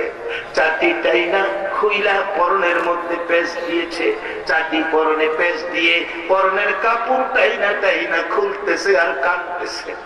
জিজ্ঞেস করে, আবু বকর কি করো বিবি? স্বামী পরনের কাপড় খুলতেছি, আর কিছুই নাই, এই কাপড়টা আমার নবীর রুমালে দিয়া দিও। আবু বকর বলেন, বিবি গো, তোমার কি মন চাই পরনের কাপড় খুইলা নবীর দিতে? ওই বিবি চিৎকার মেরে বলছেন, স্বামী শুধু পরনের কাপড় নয়, সম্ভব যদি হতো গো আমার কলিজাটা খুইলা নবীর জন্য দিয়ে দিতা। এইভাবে আমার নবীকে দিয়ে, আল্লাহকে দিয়ে তারা খুশি করেছে। বলুন সেই পথটা এখনো খোলা আছে কিনা? বাবারা এই দেশ থেকে যাওয়ার সময় আমরা খালি হাতে যাব, ভিক্ষুক হয়ে যাব। তাই কিছু নবীর জন্য, কিছু আল্লাহর জন্য দিতে হবে। দিলেই আমরা আল্লাহ আল্লাহ রাসূলকে পাবো। আসুন আগে বাড়ি, আমার মূল আলোচনায় যাই। বাজান কষ্ট হইতেছে আপনাদের? বলুন। আর নামটা জানি কি? আল মদিনা। মদিনা, সবাই বলুন না, নামটা কি? মদিনা। মদিনার দাম পৃথিবীর সবচাইতে বেশি না কম? বাস্তবে আসে। মক্কার মদিনায় ঝগড়া লাগছে। মক্কা কই, মদিনা রে তোর মধ্যে তো কিছুই নাই, আমি মক্কা কত দামি, দেখ আমার মধ্যে মিনা, মুজদালিফা, আরাফা, জমজম, খানায়ে কাবা, তুই মদিনায় কিছুই নাই। মদিনা কয়, ওই মক্কা কিলিয়া বাহাদুরি করস, জমজম, খানায়ে কাবা, মিনা, মুজদালিফা, আরাফা লইয়া বাহাদুরি করস? মক্কা আমার মদিনার দিকে তাকাইয়া দেখ, এমন এক নবী আমি মদিনার মাটিতে শুইছে রে, যেই নবী না হইলে তোর জমজম, খানায়ে কাবা, মিনা, মুজদালিফা, আরাফা কিছুই হইতো না। যেই জায়গায় আমার নবী শুইছে মদিনাতে, এ রওজা পাকের এক মুষ্টি মাটি, সারা মাটি না, কিতাব লেখে এক মুষ্টি মাটির দাম আল্লাহর আরশের চাইতে কোটি গুণ বেশি। সে নামে নামকরণ সেই মসজিদের পক্ষে আপনারা। এবার মসজিদ জানি কার ঘর? এবার চলুন মসজিদের বরকত। মসজিদে যাবেন, 60 বছর হয়েছে নামাজ পড়েন নাই, কালকে ফজরের নামাজের জন্য উজু করে মসজিদে যাবেন। মসজিদের দরজায় ডাইন পাওটা খালি দিবেন, ডাইন পাওটা উজু করে নামাজের উদ্দেশ্যে মসজিদে ডাইন পাওটা দিছেন, আল্লাহ ডাক দিবে, ফেরেশতারা আরে আমার বান্দারা রে 60 বছরের গুনাহ লয়ে আমার ঘরে আইছে, ডাইন পাওটা দিছে, বাম পাওটা উঠাইবার আগে আমি আল্লাহ ঘোষণা করে দিলাম তার জীবনের সব গুনাহ আমি মাফ করে দিলাম। এই ঘরটার নাম কি? মসজিদ। যে ঘরের ডাইন পাও দিলে বাম পাও উঠাইবার আগে মাফ, এই ঘরটার নাম কি? সবাই বলুন, মসজিদ। আচ্ছা, এবার আপনি লন্ডনে যান, লন্ডনের টাকায় একটা বাড়ি করছেন শ্রীমঙ্গলে, হায় হায় হায়, একেবারে Italian marble tiles, marble tiles দিয়ে ঘরটাকে সাজাইছেন। 1/2 কিলোমিটার দূরেতে জুতা খুলুন লাগে, হুজুর এটা মুইসা রাখছে, জুতাটা ধুইলে ভালো। 1/2 কিলোমিটার দূরেতে জুতা ধুইয়াউন লাগে, যেই সাজানো ঘরটা ডুববার লাগিয়া, এই ঘরটার যদি একবারে 60 জনে ধইরা আলগি দিয়া আপনারে নিয়া দাঁড় করায়, এই ঘরে ফাও দিলে, ফাও না দিয়া মাথা লাগাইয়া রাখছেন, বলুন একটা গুনাহ মাফ হইব? সবাই দি কয় না, একটা গুনাহ মাফ হইব? এমন একটা ঘর আছে, ডাইন পাও দিলে বাম পাও উঠাইবার আগে গুনাহ মাফ, বলুন সেই ঘরটার নাম কি? এই ঘরটার মালিক কে? আজকে সেই ঘরের পক্ষ থেকে আয়োজিত মাহফিলে আপনারা মেহমান। মদিনাওয়ালার বরকত, মদিনাওয়ালার দিদার, মদিনাওয়ালার সাথে সম্পর্ক, মদিনাওয়ালার দয়া, মদিনাওয়ালার ঘুমের ঘরে স্বপ্নের দিদার নসিব হয়ে যাবে। কিভাবে হবে? বাস্তব ঘটনায় আসুন। ছোট্ট একটি ইতিহাস, ইরাকের ঘটনা। বাবা মসজিদে আমাদের যাইতে হবে কেন? আল্লাহ কোরআন শরীফে বলেছে, ওমা খলাকতুল জিন্না ওয়াল ইনসা ইল্লা লিয়াবুদুন, মানুষ আর জিন দুইটা জাতি বানাইছে একটা কাজের জন্য, ইল্লা লিয়াবুদুন, সেটা হলো ইবাদত। ইবাদত, আল্লাহ বলেন মানুষ আর জিন বানাইছি তারা করবে আমার ইবাদত, আর সকল মাখলুক করবে তাদের খেদমত। বলুন সমস্ত মাখলুক আমাদের খেদমত করে কিনা? আমরা শুধু ইবাদত করি না, নাইতে মাখলুকের খেদমত ঠিক আছে। সূর্য আকাশে ঠিক মতো উঠতেছে, চন্দ্র আকাশে ঠিক মতো উঠতেছে, তাদের দায়িত্ব পালন করতেছে, আমাদের দায়িত্ব কিন্তু পালন হয় না। এই জন্য আমরা বিপদ থেকে বাঁচতে পারি না। বলবেন ইবাদত করলে কি দিব? আল্লাহ কোরআন শরীফে কইছে, ফাদখুলি ফি ইবাদি ওয়াদখুলি জান্নাতি, তোমরা ইবাদতে ঢুকো, আমি তোমরারে জান্নাতে ঢুকাবো। বাজান জান্নাতে যাইতে বলুন আপনারা রাজি আছেন কিনা? তবে জান্নাতের মূল ঠিকানা পাইছেন নি? আমার নবী বলেছে, উম্মতেরা রে, তোমাদের মার পায়ের নিচে তোমার জান্নাত। এই মারে কষ্ট দিয়েন না, মসজিদে যায়াও জান্নাত পাবেন না, মসজিদে যায়াও জান্নাত পাবেন না। বাজান হাদিস শরীফে রাসূল বলেছেন, আসসালাতু মিফতাহুল জান্নাহ, নামাজ বেহেশতের চাবি। তবে বাজান আমি জানতে চাই, বেহেশতের চাবি, বেহেশতের চাবি, তাহলে চাবি লইয়া গেলে বাহিরে তালা থাকে, বাজান ভিতরে সিটকারি আছে, ও সিটকারি আছে, ভিতরে কি আছে? নাইলে ইদ্রিস নবী যে ধাক্কাইলো তারা খুললে যদি যাই, তারপর ইদ্রিস নবী তো ভিতরে গেলে বইলে ভিতরে সিটকারি ওরা কয়, আখিরি নবীর উম্মত না হইলে সিটকারি খুলতাম না। বাজান বাইরের তারা নামাজটা খুলবেন, ভিতরের সিটকারি খুলবেন কি দিয়া? নবী বলেছে, উম্মতেরা রে, মা বাবারে কষ্ট দিও না, নামাজ পড়েও তোমার লাভ হবে না। অথচ নবী বলেছে নামাজ বেহেশতের চাবি। বাবারা, আমি এটাকে পরীক্ষা নিরীক্ষা করে দেখেছি। নামাজ হলো বাহিরের তালার চাবি, কিন্তু ভিতরের সিটকারি খুলবেন এই চাবি তো নাই। এই চাবি কোত্থেকে আনবেন? বাস্তবে আসেন, বাস্তবে আসেন, কোত্থেকে আনবেন? 2001-এ হজে গিয়েছিলাম, মদিনার ঘটনা। আগে মদিনায় নিয়ে গেল মদিনার পাগল হিসাবে। রাত্র 2টা বাজে মদিনার সীমানায় ঢুকলো বাস। মুআল্লিম ছোট মাইক, হ্যান্ড মাইকে বলছে, হাজী সাহেবরা ঘুমায়েন না, বাংলাদেশ থেকে যে মদিনার কথা শুনলে চোখের পানি আসে। আমরা আধা ঘন্টার মধ্যে মদিনার সীমানায় ঢুকবো। সকল হাজিরা ঘুম থেকে উঠে চকবক করতেছে, কোন সময় ঢুকবো মদিনার সীমানায়। মদিনায় সীমানায় ঢুকার আগে বলছে মুআল্লিম, দুরূদ পড়তে থাকেন, আমরা এই তো মদিনায় ঢুকলাম। সকলে দুরূদ পড়তেছে। এবার যাইতে যাইতে ফজরের আজানের টাইম কাছাকাছি হয়ে গেলে, এবার আজানের টাইমের আগে দিয়ে ডাকতেছে মুআল্লিম সাহেব, ও হাজিরা, হাজিরা রে, যেই নবী মদিনায় শুয়ে তোমার জন্য কাঁদে রে, এই সামনের টার্নিংটা ঘুরতে দিলে আমার নবীর সবুজ রঙের গম্বুজ দেখা যাবে রে।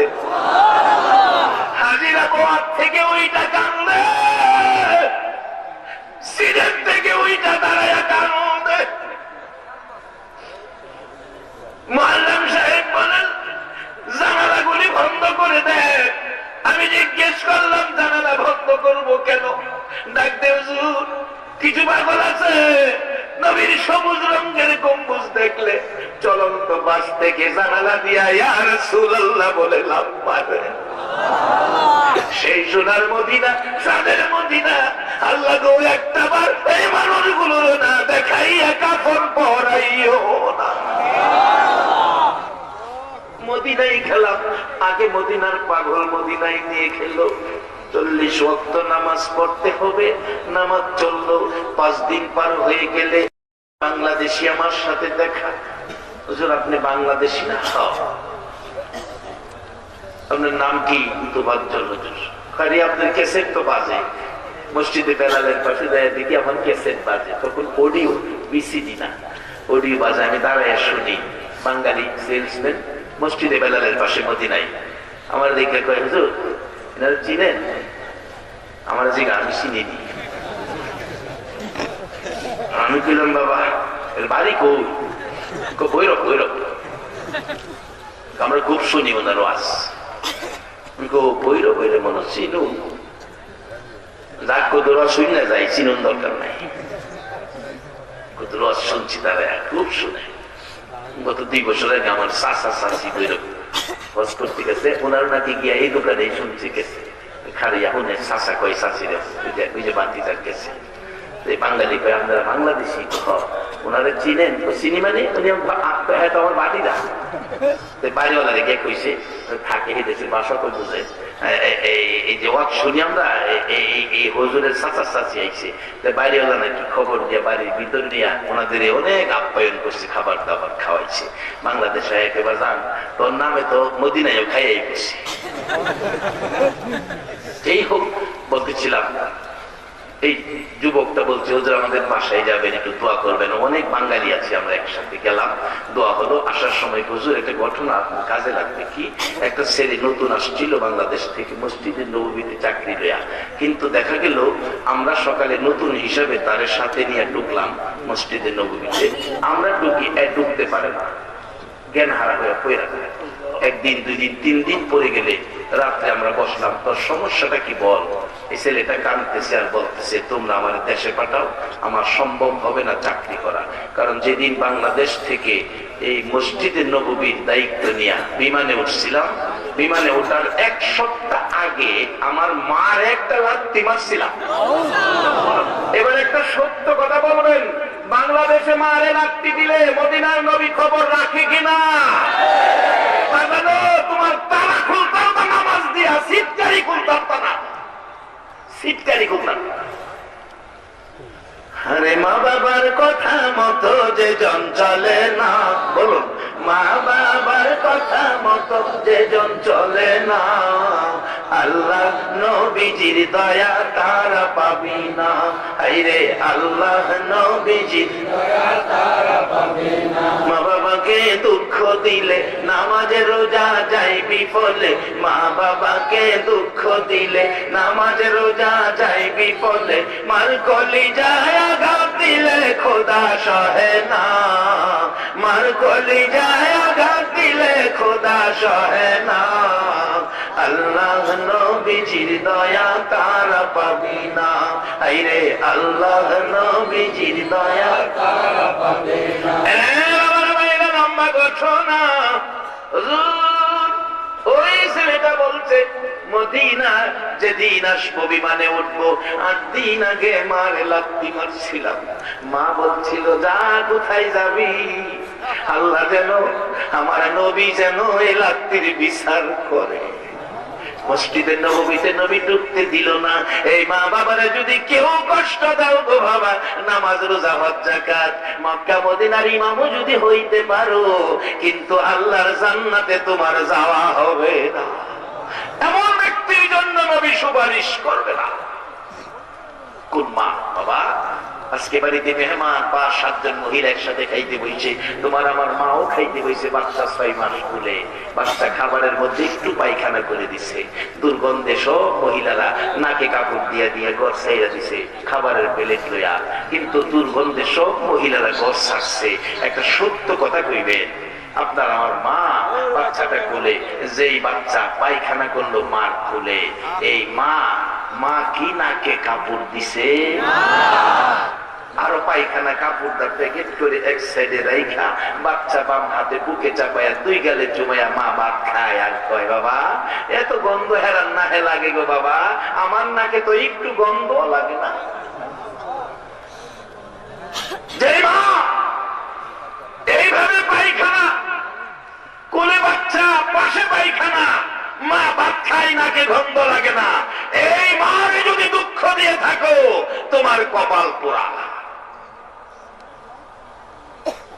এই মা বাবার জন্য কিছু করা বলুন দরকার আছে কিনা?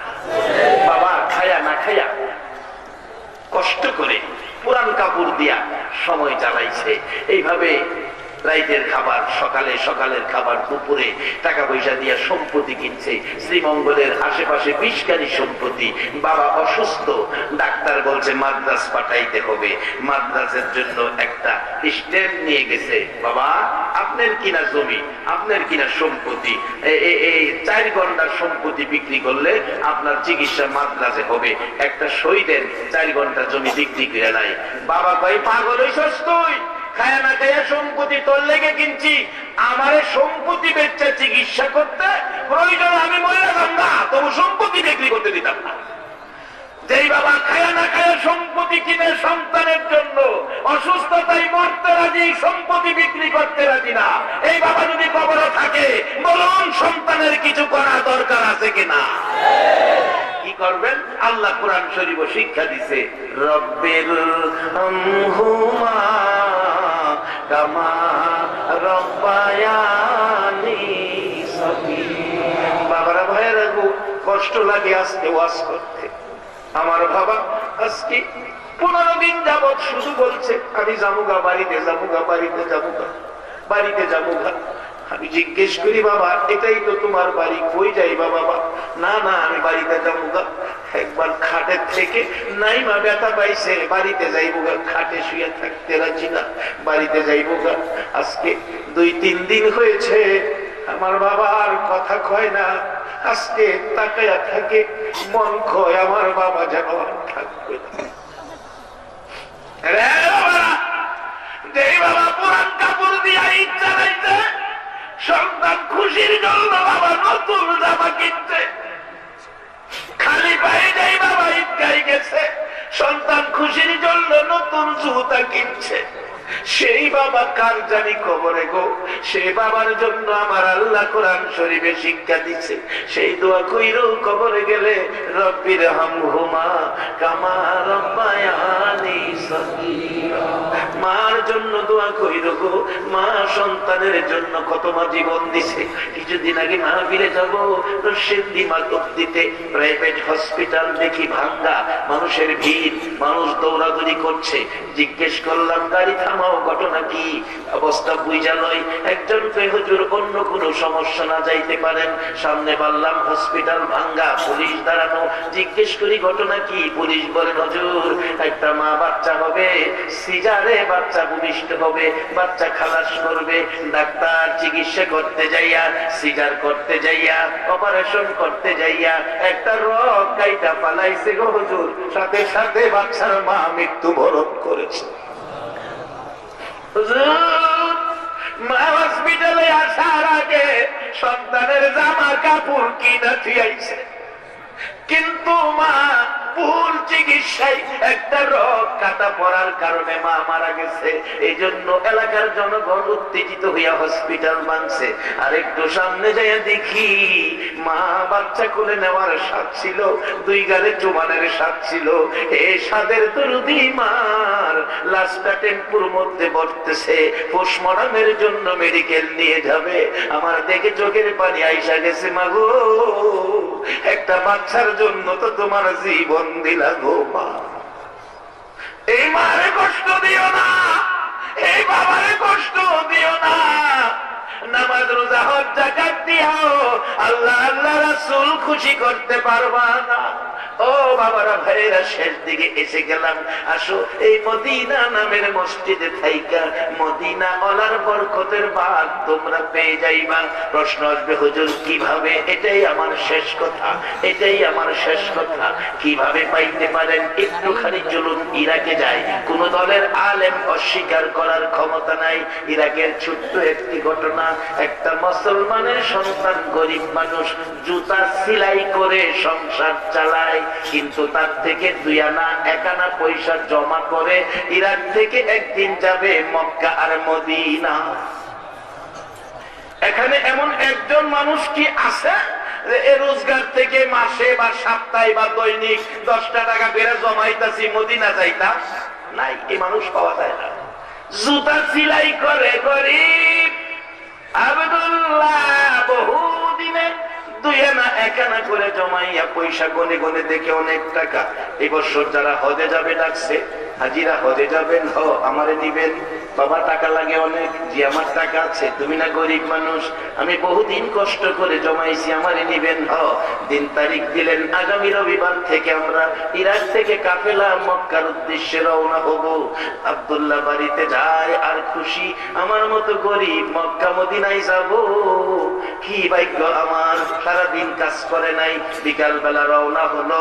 বিকাল বেলা রওনা হলো, বাড়িতে জায়গা, মনটা আনন্দ, আমি মক্কায় যাব, মদিনায় যাব, মনে আনন্দ। রাস্তায় দেখে একটা বুরকা পরিহিত মহিলা মরা দুম্বার গোশত কাইটা ব্যাগে ভরতেছে। তাকে ঋষি আব্দুল্লাহ, একই ব্যাপার, ঘটনাটা কি? দেখি কি করে, দেখি গোশত নিয়ে বাজারে বিক্রি করে কিনা। গোশত নিয়ে রওনা হলেন, একটা বাড়ির ভিতরে ঢুকলেন। আব্দুল্লাহ বাড়ির গেটে দাঁড়িয়ে আছে। কিছুক্ষণ পর একটা ছোট্ট মেয়ে বাচ্চা বাহির হইছে, বলল মা বাড়িটা তোমাদের? হ। একটা মহিলা গোশত নিয়ে ঢুকলো। কে? আমার মা, আমার আম্মা। আমার আম্মু গোশত কি করে রান্না বসাইছে, এই গোশত কি করবে আমরা খাবো। আব্দুল্লাহ বলছে মাগো এ তো মরা দুম্বার গোশত। মেয়েটা দুইটা চোখের পানি রে গাল ভেবে ছাড়ছে। চাচা কারো কাছে বললেন না, আমরা মরা দুম্বার গোশতই খাবো। আজকে 4 দিন পার হয়ে গেছে গো, আমরা চুলায় আগুন জ্বলে না। চাচা আমরা হলাম আওলাদে রাসূল, আমরা নবীর বংশের লোক, কারো কাছে হাত পাতা আমাদের জন্য জায়েজ নাই, আমরা ভিক্ষা করা আমাদের জন্য জায়েজ নাই। বিদায় আমার মা মরা দুম্বার গোশত রান্না বসাইছে, আমরা খাইতে পারবো চাচা, আপনারা খাইতে পারবেন না। আব্দুল্লাহ নিজেকে নিজে প্রশ্ন করে, আব্দুল্লাহ রে যেই নবী না হইলে জগৎ হইতো না রে, সেই নবীর আওলাদ না খাইয়া মরা দুম্বার গোশত খায়, বল মক্কা মদিনায় যাবি না আওলাদে রাসূলের ভালোবাসায় যাবি? প্রশ্ন করলে মন ফাইসালা দিল মক্কা মদিনায় যাব না, সবগুলো টাকা আওলাদে রাসূলের বাড়িতে হাদিয়া স্বরূপ আমি পাঠাইয়া দিলাম। রবিবার আসলে সকালবেলা ডাকছে আব্দুল্লাহ চলো, আব্দুল্লাহ চলো। আব্দুল্লাহ বলেন আমার টাকা খরচ হয়ে গেছে। হাজিরা কই বললি যাবি, যাবি না? না। হাজিরা চলে গেলেন। এবার মক্কায় যাইয়া খানায়ে কাবা তওয়াফ করতে শুরু করেছেন। ইরাকের হাজিরা বলেন আমরা খানায়ে কাবা তওয়াফ করতে যাইয়া দেখি আমাদের আগে আগে আব্দুল্লাহ তওয়াফ করতেছে। মদিনায় নামাজে খাড়াইলাম, আগের কাতারে আব্দুল্লাহ। ঘটনা কি বললো আসবে না, নামাজ শেষে জিগাবো, নামাজ শেষে নাই। অবশেষে আসলেন হজ করে। ইতিহাস লেখে ওই বছর সারা পৃথিবীর থেকে 5 লক্ষ হাজি আসছিল হজ করতে। ইরাকের হাজিরা আয়েশা আব্দুল্লাহর বাড়িতে গেলেন, আব্দুল্লাহ রে বললে যাবি না, সব জায়গায় তোরে দেখছি, কিনাকাটা করতে গেলে দেখছি আগে আগে কিনাকাটা করস, নামাজে দাঁড়াইলে আগের কাতারে, তওয়াফ করতে গেলে আমাদের আগে মিথ্যা কথা কইলি। আব্দুল্লাহ বলেন চাচা আমি গরিব হতে পারি, আমি জীবনে মিথ্যা কথা কই না। কি দেখলাম কি বলবো, হাজিরা বাড়িতে ঘুমাইলে রাত্রে আমার আল্লাহ ফায়সালা দেয়, রে হাজিরা আব্দুল্লাহ তো হজে যায় নাই রে, তোরা মক্কা মদিনায় আইছস এই বছর 5 লক্ষ হাজি, কিন্তু একজনের হজ এবার আমি কবুল করি নাই। হাজিরা রে আব্দুল্লাহ আমার নবীর ভালোবাসায় নবীর আওলাদ না খাইয়া মরা দুম্বার গোশত খাবে, সেই দুঃখে দুঃখিত হয়ে মক্কা মদিনায় আসলো না, সবগুলো টাকা নবীর আওলাদের দান করে দিল। আমার নবীর আওলাদের খুশি করলো, এই জন্য আমি আল্লাহ মক্কা মদিনার হজ প্যাকেট করে আব্দুল্লাহর জন্য ইরাকের জমিনে পাঠাইয়া দিয়েছি। ইরাকের জমিনে যদি আব্দুল্লাহর জন্য মক্কা মদিনার হজ পাঠাইতে পারে, বলুন আজকে যারা আল্লাহর ঘর মসজিদের মেহমান হইয়া আল মদিনা নাম লাগাইছো গো, মদিনার বরকতের পাশে এই জমিনে আসতে পারে কি না? রে আব্দুল্লাহ তোর হজটাই শুধু কবুল হয়েছে, তোর হজটা কবুল করতে যাইয়া আজকে 5 লক্ষ হাজির হজ আমি আল্লাহ কবুল করেছি। আজকে সেই বরকতের দরজা তো খোলা। আব্দুল্লাহ মক্কা মদিনায় গেল না, হজের টাকাগুলো আওলাদে রাসূলকে দিয়ে দিল, আর আল্লাহ খুশি হইয়া মক্কা মদিনার হজ বাড়িতে দিল। আজকে এমন একটা সুযোগ আপনাদের মধ্যে, মসজিদ আল্লাহর ঘর নামটা হলো আল মদিনা। আজকে মদিনার ভালোবাসায় কেউ যদি রক্তের কামাই এই রোজগারের টাকা হইতে মসজিদের জন্য কিছু টাকা দান করতে পারেন, অবশ্যই মদিনাওয়ালার সাথে একটা রাত্রে ঘুমের ঘরে স্বপ্নে দেখা হয়ে যাবে। সেই মদিনাওয়ালার সাথে সম্পর্ক, মদিনার বরকত, মদিনাওয়ালার দেখার আশায় আল্লাহর ঘর মসজিদের পক্ষ থেকে 2 হাত আপনাদের কাছে বাড়াইলাম। একজন মানুষও উঠবেন না, যারা উঠবেন আমি মনে করব মদিনাওয়ালার ভালোবাসা আপনাদের নাই, মসজিদ আপনাদের কাছে ভালো লাগে না। আমরা তো উম্মত গুনাহগার, কে আসে মোদের তরাইবার,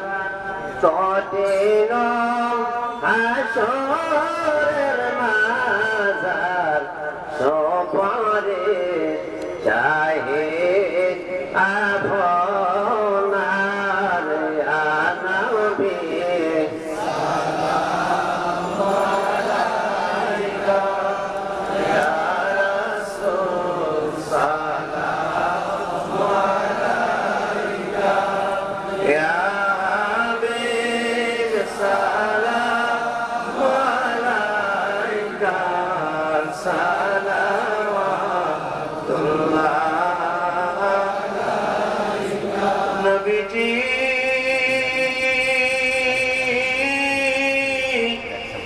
ও মায়ার নবী দয়ার নবী কত কষ্ট করলা তুমি নবী গো উম্মতের লাগিয়া কত মায় কত কষ্ট কত দুঃখ কত ব্যথা সইলা গো নবী উম্মতের লাগিয়া এরে আবু জাহেল আবু লাহাব রে কত মারি মারলি আমার নবীর মা নাই বাবা নাই বলিয়া দয়ার নবী মায়ার নবী গো তোমার প্রেমে পাগল যারা আছে সাত গায়ের জমিনে দয়া করে দিও দেখা একবারে সে স্বপনে তোমায় দেখার পাগল হইয়া তোমায় দেখার আশা লইয়া জানাই তোমায় লাখো সালাম ইয়া নবী সালাম আলাইকা ইয়া রাসূল সালাম আলাইকা ইয়া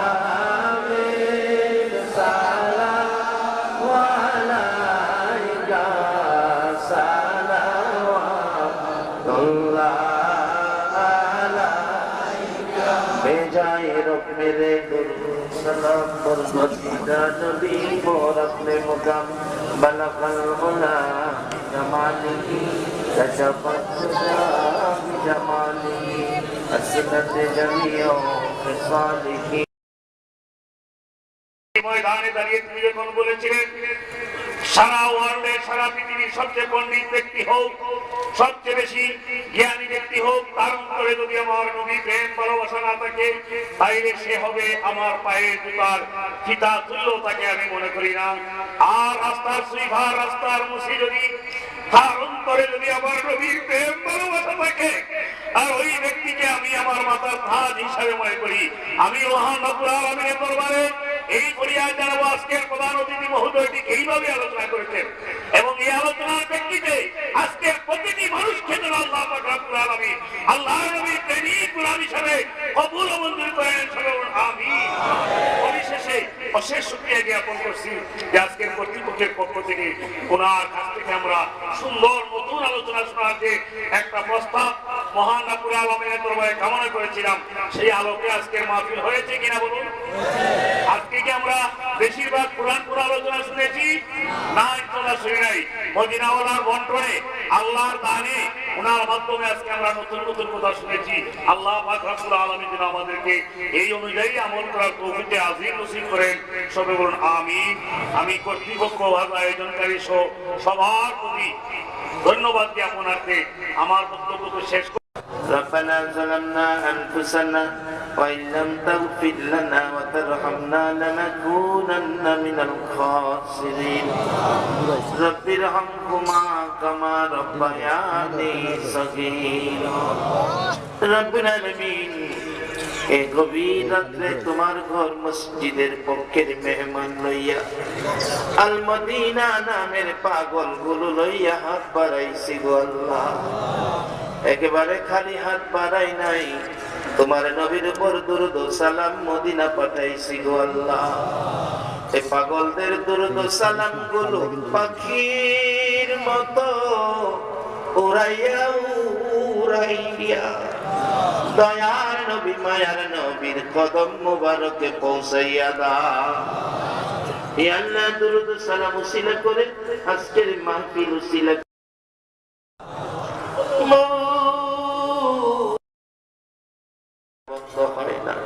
ছেলেটা টেলিফোন করে সান্ত্বনা দেয় মা কাঁদো না বাবা গো আমি তো ভালো আছি, ভালো বেতনে চাকরি করি, কোম্পানি বলেছে 3 বছর পর আমাকে বাড়িতে যাওয়ার ছুটি দিবে। মা দরদি 3 গণে সপ্তাহ লক্ষ টাকার জিনিস মা বাবার জন্য কিনছি, এয়ারপোর্টে নাই মা, বাহির হইয়া দেখে রে মা বাবারে দেখা যায় না। বড় ভাই দাঁড়িয়ে আছে, ভাই মা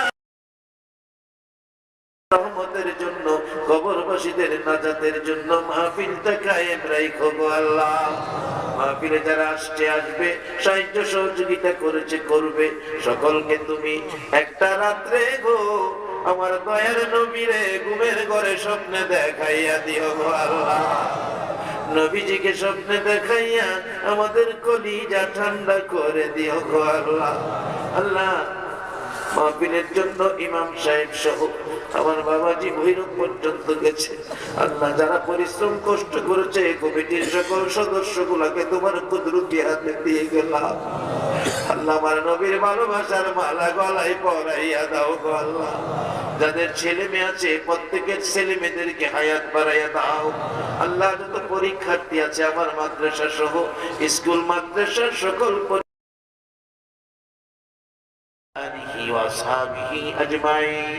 আল্লাহ মাহফিল শেষে যারা দেখানে যাবে মান সম্মান ইজ্জতে সহি সালামতে জায়গায় জায়গায় পৌঁছাইয়া দাও। বিহাক্কে লা ইলাহা ইল্লাল্লাহু মুহাম্মাদুর রাসূলুল্লাহ।